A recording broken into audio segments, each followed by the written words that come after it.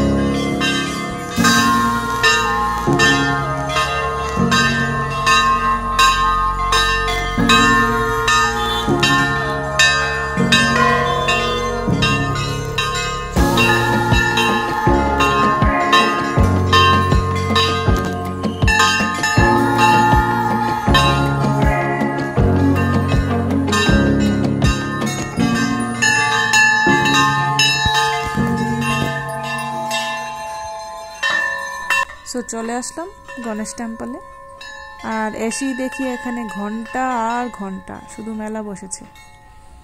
So পরে জানতে পারলাম যে এখানে যে কেউ যদি কোনো মনোবাসনা ঠাকুরের কাছে বলে আর সেটা যদি পূর্ণ হয়, তাহলে ঠাকুরকে গুরু দক্ষিণা হিসাবে একটা ঘন্টা গিফট করতে হবে, মানে দিতে হবে। সো মূল কথা হচ্ছে প্রার্থনা যদি ঠাকুর শোনে আর সেটা যদি ফুলফিল হয়, তাহলে পরে যার যে সামর্থ্য সেই হিসাবে, ছোট বড় মাঝারি যে কোনো সাইজের যার যে রকম সামর্থ্য সেই হিসাবে একটা ঘন্টা ঠাকুরকে এখানে এসে বেঁধে দিতে হবে। তো দেখতে পাচ্ছ রাস্তাটা দিয়ে যে যাচ্ছি, এখানের এই যে ঝোলানো আছে, মানে সিস্টেম করে দেওয়া আছে দুদিকেই। সো ছোট বড় মাঝারি সব ধরনেরই ঘন্টা ঝুলানো আছে। আর এখানে গণেশ ঠাকুরকে রাখা হয়েছে খোলা আকাশের নিচে, ঠিক আছে। আর এখানে মানা আছে যে গণেশ ঠাকুরের নিচে যে প্রদীপ জ্বালানো হয়, সেই প্রদীপটা যতই ঝড় বৃষ্টি তুফান আসুক না কেন, এই প্রদীপটা কোনোদিনই নিভে না।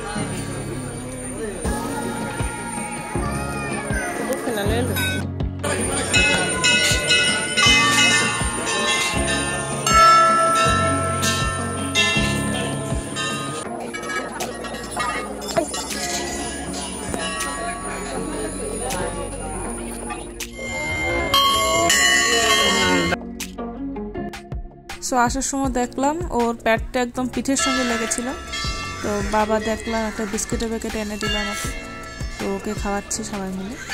পুরো বিস্কুট খেয়ে পেটটা এখন দেখো ভরে গেছে, আমিও খুব খুশি, বাবাও খুশি, মাও খুশি। তো ওকে টাটা করে চলে আসছি।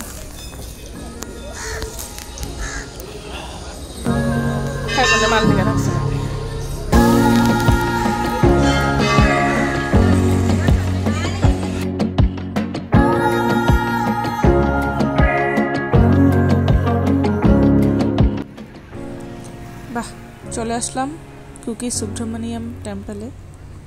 সো এটা হচ্ছে কার্তিক ঠাকুরের একটা ফেমাস টেম্পল। সো সিনিয়র সিটিজেনরা যদি এই টেম্পলে আসে তাহলে নাকি ওনাদের বার্ধক্যজনিত সব রোগ ব্যাধি নাকি দূরে চলে যায়। তো এটা খুবই শুনে ভালো লেগেছিল। সো সিনিক বিউটিটা অসাধারণ বন্ধুরা, একদম পাহাড়ের পাদদেশে অবস্থিত এই মন্দির। সো এখানে নাকি কার্তিক ঠাকুর নিজে সর্পাকৃতিতে এখানে অবতরণ করেছিলেন, এরকমই শুনেছিলাম লোকালদের থেকে। এখানে মানা আছে যে যদি কারোর কালসর্পযোগ থেকে থাকে তাহলে এই মন্দির ভিজিট করলে নাকি দোষ কেটে যায়। আর শুধু কালসর্পযোগই না, সাপের জন্য যেরকম নেগেটিভ এফেক্টগুলো আমাদের লাইফে পড়ে ওগুলো নাকি সব মুক্ত হয়ে যায়।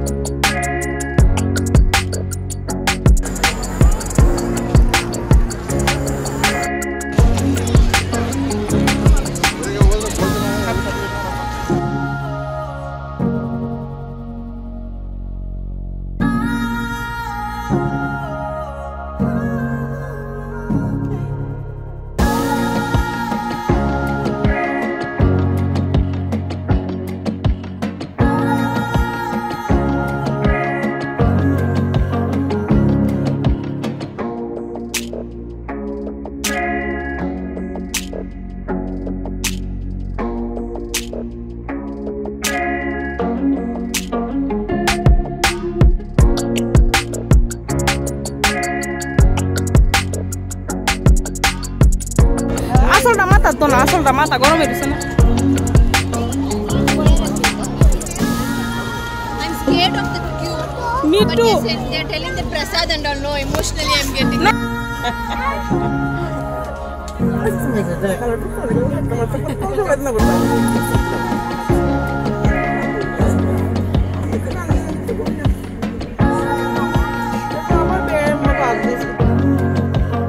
সো দর্শন সুন্দর করে সেরে আসলাম, তারপর এসে বাইরে হোটেলে ভাত খেলাম নিরামিষ।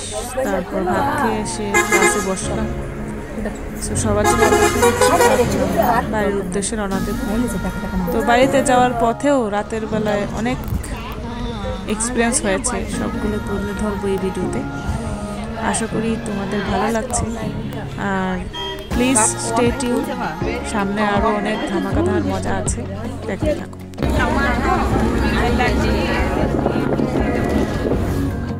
They were crazy.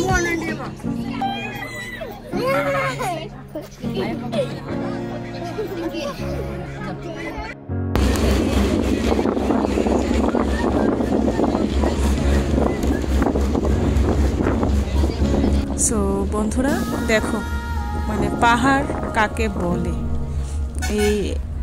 এই ট্রিপে আমরা জানতে পারলাম। মানে স্পেশালি আমি আগে কখনো দেখিনি এত বড় বড় পাহাড় এত কাছ থেকে। তো প্রথম যে ব্লগটা আমি করেছিলাম ট্রিপের ফার্স্ট ভিডিওটা, যেটা অন্নপূর্ণেশ্বরী দেবী টেম্পলে গিয়েছিলাম, তো সেই টেম্পলে যাওয়ার যে ঘাটটা ছিল সেটা ছিল কর্ণাটকের 50টা ঘাটের মধ্যে সবচেয়ে ডেঞ্জারাস ঘাট হচ্ছিল সেটা। আর এখন এখানে এসে দেখলাম যে এটা সেকেন্ড হাইয়েস্ট ডেঞ্জারাস ঘাট। তো ঘুমিয়ে পড়েছিলাম যদিও, আবার শরীরটা খারাপ করে। কিন্তু যখনই চোখ খুলেছি এরকম দৃশ্য দেখতে পেলাম বন্ধুরা। তো সামনে আরও পাহাড় আছে, একটু একটু ক্লিপ আমি রেখেছি, দেখো বন্ধুরা কত সুন্দর, মানে কল্পনা করা যায় না এরকম। এগুলো আমি ড্রয়িং বুকে দেখেছিলাম, টিভিতে দেখেছিলাম, কিন্তু কাছের থেকে যে দেখেছি সেটা মানে বলে বোঝাতে পারবো না অনুভবটা কীরকম ছিল। মনে হচ্ছিল পাহাড় একদম আমাদের সঙ্গে যাচ্ছে এরকম, মানে দারুণ দারুণ, ভাষায় বলার মতো না।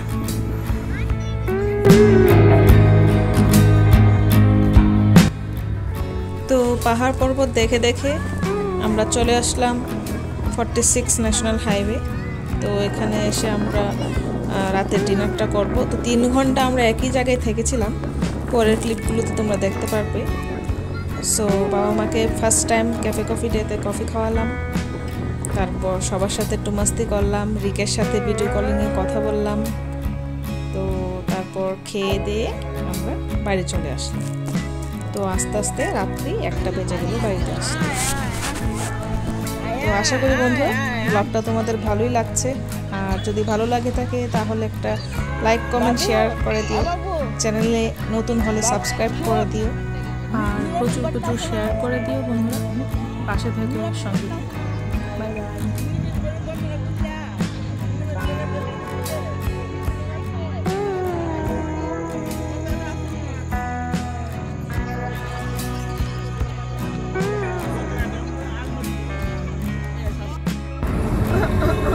ঘন্টা ধরে একই জায়গা, 7টার সময় আসলাম না 6টার সময়। আমরা ওখানে ন্যাশনাল হাইওয়ে 46-এ আসি, এখানে ক্যাফে কফিটার মধ্যে কফি টফি খাইলাম। তো আমরা বাস আনি এখানে, ঠিক আছে, মা এনে আছে আর এখানে বাস রেডি, আমরা ওখানে যামু, সেরা বাসের মধ্যে উঠুম, বাড়িতে যামু, সেটা আছে এটার মধ্যে। তখন আমরা উঠুম, সেটা বাড়িতে যাবো, বাড়িতে